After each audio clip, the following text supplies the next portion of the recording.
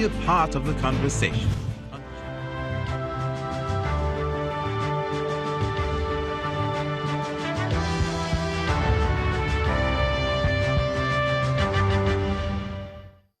Hello and welcome to Health Matters on Channels Television.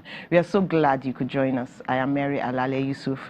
What the World Health Organization describes as the tobacco epidemic kills over 7 million people every year, close to 900,000 of them non-smokers who have breathed in atmospheric tobacco smoke. According to the Apex Health body, tobacco kills up to half its users. Approximately 80% of the world's 1.1 billion smokers are from developing countries. Apart from the serious health consequences smoking has for the body, involving several organs, it also comes with social consequences. My guest is a consultant psychiatrist, the medical director and chief executive officer of Pinnacle Medical Services, Dr. Maymunah Kadiri. You're welcome to the show. Thank you. So welcome. Good to see you. Thank you. Okay, traditionally they tell us smoking can cause cancer, it can cause lung problems, but now we are hearing about a link to smoking and heart trouble. Yes. Let's first talk about the lung consequences. What does it do to the lungs? Yeah, a lot of times it's because, for every smoke of tobacco, we have over about 4,000 chemicals in it, and about 250 of those 4,000 are harmful, and about 50 of them are cancerous. Okay. So you can imagine the magnitude it does to the lungs. So what happens is that when somebody takes smoke, it has tar. So one of the chemicals in it is tar. So when people take it, within 10 seconds, it hits the lungs. In a way, it reduces the air content of the lungs, the way, the breathing as it is. So what happens is that the fact that with time, people always tell themselves that it helps them reduce anxiety, it helps them to take care of stress, forgetting that that is not actually the benefit. On the long run, it can lead to lung diseases. These lung diseases, not only cancerous, but other diseases that can affect the lungs. Does it make the lungs stiff? Yes, stiff. Shrunken, thick, darkened, cancer. So infections of the lungs, cancers of the lungs, different lung diseases along the way. So getting a full breath would be difficult? Would be difficult with time. You see them having shortness of breath, finding difficult to breathe. They go breathless sometimes. And it's not just a one-off thing. It's over a period of time. But does it poke holes in the lungs too? Yeah, it can.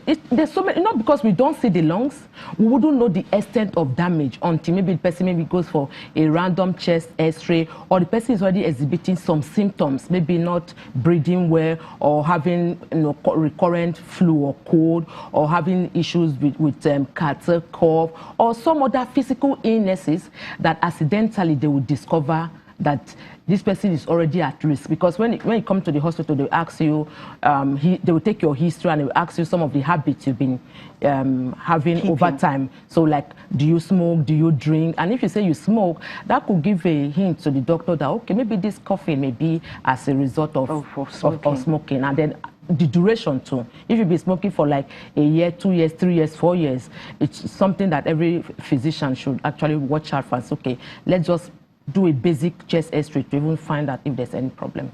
So tell us about these heart diseases that suddenly are coming to light. Funny enough, it has always been there because the risk factors, we have risk factors. And in medicine, these are the things we are being told. So we're taking history, like I said earlier on, you must ask those questions. So this is what happens how this thing leads to heart disease. So when people smoke, what happens is that it reduces the oxygen carrying capacity of the blood. Okay. So by doing that, yes, that's the reason, because the lungs are already reduced. Exactly. So oxygen carrying capacity, and then tobacco has this poisonous substance it brings, carbon monoxide. So oxygen carrying capacity is reduced, carbon monoxide is replaced, and then that also increases the tendency to have blood clots, which narrows down the arteries. So blood clots, at the end of the day, that person is at risk of having heart disease, heart attack, stroke, and possibly death. So you see the sequelae of how how it happened from reducing the oxygen capacity of the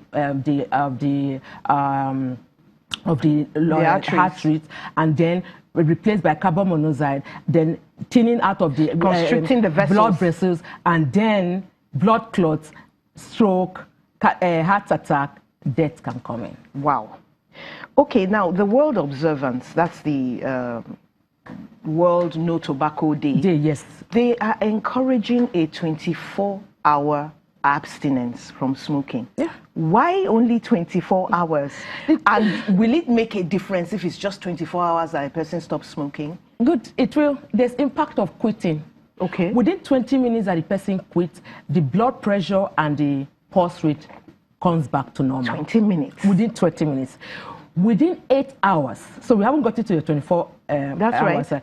Within 8 hours, the oxygen carrying capacity that we talked about earlier on is also reversed, so there's better circulation. Then within 24 hours, then you find out that the carbon monoxide that we talked about that is replacing the oxygen carrying capacity is eliminated.